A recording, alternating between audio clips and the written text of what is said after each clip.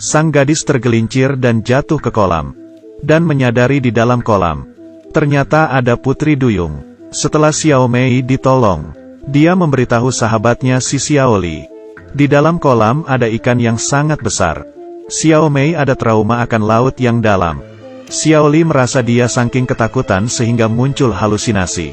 Tapi demi memeriksa makhluk yang ada di dalam kolam, kedua orang berjanji nanti malam jam 9. Coba pergi melihat. Xiao Li membawa makanan ikan dan menjatuhkannya ke kolam. Sambil makan permen, dia bercanda, jangan-jangan seekor gurita besar. Xiao Mei sedikit takut, tapi ikan itu ada rambut berwarna biru. Gurita bisa ada rambut sama ekor kah? Putri Duyung mengambil permen yang jatuh dan memakannya. Lalu dengan sengaja memperlihatkan ekor birunya. Dan juga bisa bicara.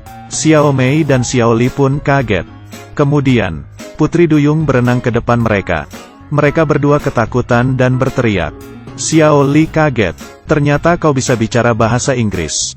Putri Duyung dengan bangga. Tentu saja, Putri Duyung bisa bicara bahasa apa saja. Bahasa apapun bisa mengerti.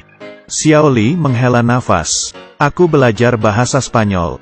Baru saja lulus. Di pertengahan pembicaraan, Putri Duyung yang dipanggil Xiao Sui memperlihatkan kemampuannya ke mereka. Seperti ini. Atau seperti ini. Xiao Mei kaget dan iri. Xiao Sui tidak heran. Ayahku itu barulah hebat. Dia bisa meniup angin dan berganti hujan. Badai semalam itu dia yang buat. He's mad at me because I swam away from home 3 days before I'm supposed to get married off to this merman who's about as deep as a tidal pool. Esoknya kedua orang menemukan air kola sudah kering. Tapi untungnya, Xiao Sui sudah kabur pergi. Ternyata Xiao Sui sudah berubah menjadi manusia yang punya 2 kaki. Bersembunyi di toko, Xiao Li memberikan Xiao Sui baju. Xiao Sui tidak tahu cara memakainya. Mengikat 2 lengan itu ke lehernya. Menjadi gaun yang bagus. Kedua orang terkagum karena cantik. Xiao Sui yang pertama kali ke daratan, sangat penasaran dengan semua barang manusia. Saat itu, ayah Xiao Sui telepon. Saat menelepon, Xiao Sui bertengkar dengan ayahnya karena perjodohan. Ayah sangat marah di telepon. Di waktu yang sama, angin laut menjadi sangat mengerikan. Xiao Mei dan Xiao Li akhirnya mengetahui kemampuan Raja Laut. Karena di dasar laut semua membicarakan tentang perjodohan. Raja Laut memberikan anaknya waktu selama 3 hari. Jika tidak menemukan cinta sejati, dia harus pulang ke rumah dan menikah, tidak boleh kabur lagi. Saat itu, Xiao Sui memperhatikan pria tampan yang lewat.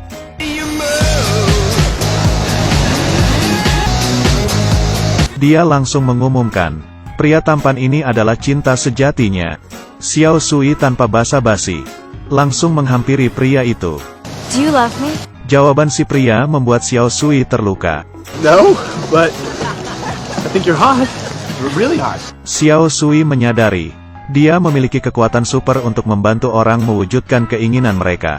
Mereka berdua pun bersedia untuk membantu Xiao Sui. Karena Xiao Li dan Xiao Mei adalah penggemar si pria tampan.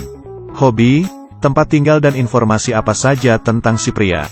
Mereka sangat tahu, demi mendapatkan kesempatan untuk mewujudkan apa yang mereka inginkan. Mereka berdua pun mulai beraksi. Mereka membawa Xiao Sui melewati depan rumah si pria, dan menyuruh Xiao Sui menelepon pria, dan sengaja tertawa saat melewati samping pria itu. Mereka bertiga bertemu dengan gadis kaya di jalan. Xiao Sui yang cantik menarik perhatian sang pria. Keduanya mulai ngedate. Sang pria memberikannya boneka lumba-lumba, dan membelikannya permen kapas. Keduanya mendayung sampan di danau. Keduanya saling mengerti satu sama lain. Sudah hampir malam. Xiao Sui menyadari ekornya sudah akan tumbuh kembali. Dia dengan cepat menyelesaikan ngedate mereka. Xiao Li dan Xiao Mei selalu siaga untuk melindungi Xiao Sui. Xiao Sui harus sepanjang malam berada di dalam air, tapi juga tidak bisa kembali ke laut. Karena ayahnya bisa menggunakan arus laut, dan langsung membawanya pulang. Kemudian, mereka berdua menempatkan Xiao Sui di air. Si pria mengundang Xiao Sui untuk ke pesta kolam besok malam. Besok paginya, Mereka berdua membawa Xiao Sui ke mall untuk membeli baju baru.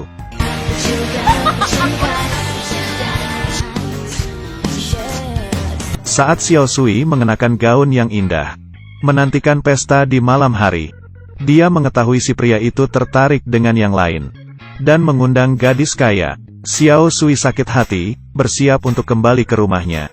Xiao Li dengan cepat datang untuk menahannya. Please don't give up yet. Why? Because of your wish? Let me tell you something. My dad said he loved me. He said he loved my mother and then he left us. He left us with some other woman. But I guess that's just the way it is. And love doesn't always work. That's life.